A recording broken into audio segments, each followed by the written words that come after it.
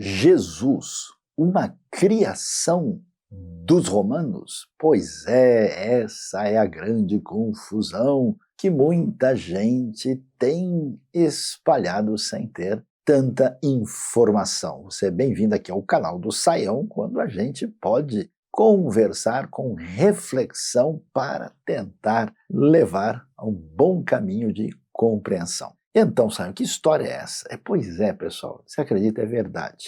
Tem se multiplicado e às vezes eu recebo perguntas de pessoas dizendo, olha, eu estou ouvindo aqui alguma coisa, eu me arrumei aqui para estar mais romano, para dar essa explicação, só que a minha coroa de César, ave César, não ficou muito boa aqui, então vocês perdoem porque minha conexão romana está meio devagar, né? Mas a questão é essa, né? Como é que que é isso mesmo? Não, a ideia é o seguinte, é que os evangelhos, o Novo Testamento, e particularmente tudo aquilo que envolve o cristianismo primitivo, segundo alguns, tem sido o que é chamado de uma invenção romana. Vamos tentar entender, será que é isso mesmo? Que a gente quer pegar, né, a realidade de Jerusalém e transformá-la numa realidade romana? Será que as ânforas de vinho e os frascos de perfume e azeite do primeiro século andaram confundindo a cabeça de alguns para compreender a coisa de maneira complicada? Então, para começar a falar sobre esse assunto, eu quero lembrar aqui do texto que aparece no livro de Marcos, quando Jesus vai estar diante do romano Pôncio Pilatos. Em Marcos capítulo 15, a partir do verso 6, nós lemos: por ocasião da festa era costume soltar um prisioneiro que o povo pedisse. Um homem chamado Barrabás estava na prisão com os rebeldes, que haviam cometido assassinato durante uma rebelião. A multidão chegou e pediu a Pilatos que lhe fizesse o que costumava fazer. Vocês querem que eu solte o rei dos judeus? Perguntou Pilatos, sabendo que fora por inveja que os chefes dos sacerdotes lhe haviam entregado Jesus. Mas os chefes dos sacerdotes incitaram a multidão a pedir que Pilatos, ao contrário, soltasse Barrabás. Então, que farei com aquele a quem vocês chamam rei dos judeus? Perguntou-lhes Pilatos. Crucifica-o, gritaram eles, porque que crime ele cometeu? Perguntou Pilatos, mas eles gritavam ainda mais, crucifica-o. Desejando agradar a multidão, Pilatos soltou-lhes Barrabás, mandou açoitar Jesus e o entregou para ser crucificado. Então, pessoal, vamos lá. Como é que isso acontece? Como é que alguém pode imaginar uma coisa assim que começa a ser divulgado como algo assim de academia mais profunda, para tentar sugerir uma ideia dessa de que os documentos do Novo Testamento, os relatos sobre Jesus foram uma criação romana? Bom, em primeiro lugar, vamos lá. Existe uma tendência, em muitos ambientes hoje, de dizer o seguinte, olha, não existe nada de original na Bíblia, nem nas histórias hebraicas antigas, nem no Novo Testamento. Há uma tendência em algumas pessoas, na minha opinião, nem sempre muito bem informadas, que diz o seguinte, olha, o que você encontra no cristianismo, na verdade, já está lá no Egito, já está lá na Índia, já está especialmente no zoroastrismo, está no mundo dos mitos gregos, está na realidade do Império Romano. Veja bem, quando você tem toda a tradição bíblica antiga com uma série de documentos detalhados, e há muitas informações muito bem documentadas, muitas leem isso, não foi bem assim. Você já reparou? Tanta documentação, tanto elemento favorável, e há sempre um ponto de interrogação, uma postura de suspeita, né? Inclusive, vejam só, não faz tanto tempo assim que o pessoal dizia que Pilatos não tinha nem existido, até que em 1961 achamos lá em Cesareia Marítima a confirmação da existência de Pilatos. Pois é, e aí surgem coisas sem fundamentação técnica, que as pessoas dizem, olha, aqui, o que tinha aqui, já tinha lá. Não é bem assim. As similaridades, elas são superficiais. As coisas não se sustentam, né? Por exemplo, a palavra med, no persa antiga, é louco, e med em inglês também é louco. A palavra oca em tupi é casa, a palavra oikos é casa em grego. Isso não quer dizer que o grego tem relação com o tupi e nem que o persa antigo tem relação com o inglês, né? Isso são coincidências. Então existem pontos assim. Agora, aparecem em outras situações certas similaridades. E essas similaridades, por exemplo, no zoroastrismo, aparece não porque existam documentos antigos, mas elementos posteriores ao cristianismo, onde você vê similaridade. E esses documentos que surgem depois é que mostram isso, mais provavelmente pelo fato do cristianismo ter crescido e os zoroastras acabaram associando elementos, até porque a fé cristã estava ganhando mais espaço e adeptos. Então a história é mal contada, a gente precisa ver documentação mesmo. Então, para a gente observar, vamos supor, mesmo que a gente dissesse, olha, foram encontradas certas tradições e certas práticas ou certos elementos que parecem ter associação com o mundo hebraico antigo ou com o mundo cristão antigo. A pergunta é, haveria algum problema de fato nisso? Primeiro que é claro que o Israel antigo está inserido no mundo do Antigo Oriente Próximo. E é claro que há elementos naquele ambiente cultural e religioso que pode ter algum tipo de associação e pertinência. É a mesma coisa do mundo greco-romano, ou seja, essa mensagem cristã responde a questões desse mundo ampliado além do contexto judaico. Então depende muito de qual é a postura, a intenção da pessoa quando faz essas comparações. Porque existe, na verdade, do ponto de vista técnico, várias respostas para isso. Quando você vê similaridades, você pode dizer, nossa, olha que coisa, parece coincidência. Alguns outros vão dizer, olha, é parecido isso, parecido com a outra tradição, parece que existe uma coisa no inconsciente humano, ligada ao sagrado, à fé, à cultura, onde certos símbolos são semelhantes. Se faz uma abordagem fenomenológica, psicológica da mente humana a partir dessas similaridades. Ou a pessoa pode dizer, olha, interessante, né? A espiritualidade humana está em construção e ela caminhou por aqui e você vê, né, as respostas aos anseios, às questões dos seres humanos chegarem a um ponto de culminação com uma expressão de fé mais ampla, mais complexa, que trabalha todos esses elementos para trazer uma resposta que envolva as necessidades profundas do coração e da espiritualidade humana. Então a gente vê que muitas vezes uma teoria, uma sugestão, ela revela mais o coração e a intenção da pessoa do que necessariamente documentos efetivos. Agora vamos lá. Como é que pode, né? Essa coisa de tentar explicar o elemento cristão, principalmente do ponto de vista romano e grego, é muito antiga,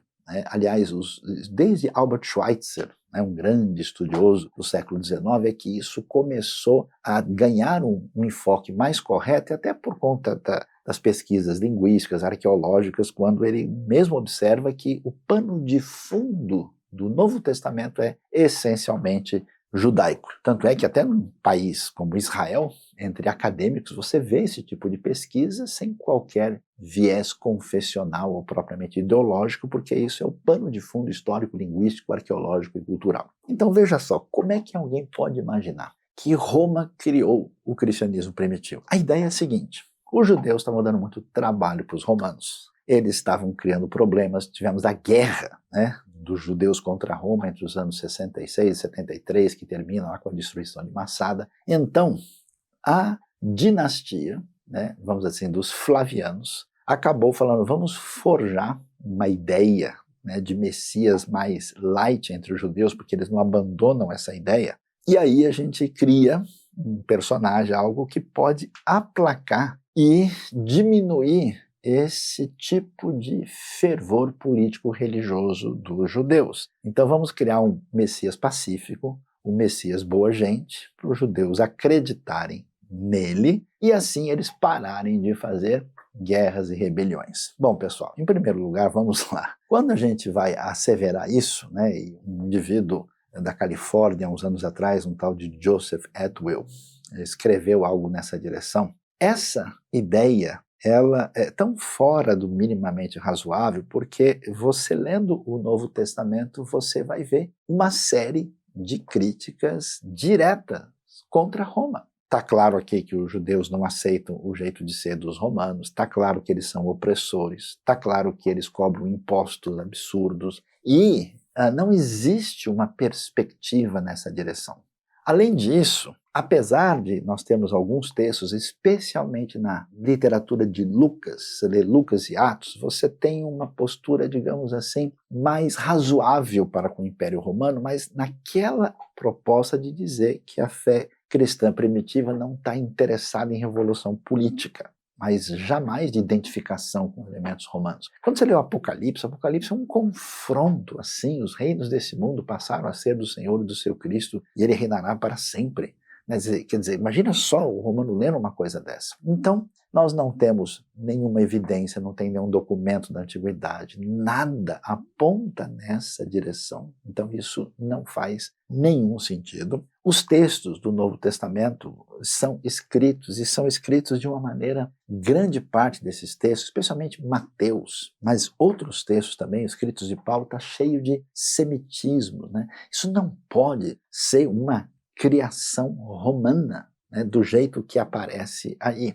E, claro, que quando a gente olha a caminhada da fé cristã, vamos dizer, se Roma inventou esse material, olha que coisa sem sentido, porque os próprios judeus, desde o próprio Evangelho, vão se manifestar de uma maneira, na sua maioria, contrários à fé em Jesus. Então imagina Roma criando todo, né, um universo religioso, literário, para convencer os judeus a não pensarem numa rebelião em nome de um Messias, e agora esse material, que inclusive tem toda uma diversidade teológica e uma variedade muito grande, e que esse material vai ser colocado aí no Império Romano, distribuído, apoiado pelos romanos, de uma maneira que ele é absolutamente ineficiente. Se fosse esse o caso, até seria muito difícil não se perceber isso logo.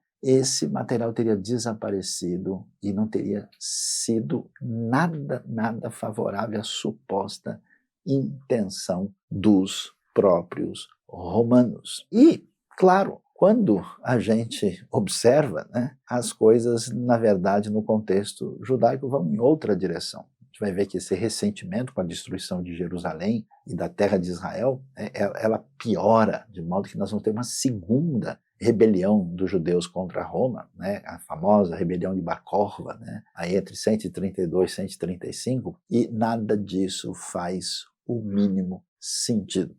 Não há nenhuma razão, nem histórica, nem arqueológica, nem documental, nem dentro do contexto da lógica dos ensinos do Novo Testamento, na sua diversidade, que venha dar qualquer tipo de sugestão que essa proposta de que a fé cristã teria sido inventada e criada por romanos, especialmente, né, pela corte imperial romana, ela faz qualquer sentido. Mas algumas pessoas dizem, mas, professor Sayão, mas existem alguns elementos que a gente percebe que estão presentes no mundo greco-romano e que aparecem, digamos assim, na teologia do Novo Testamento.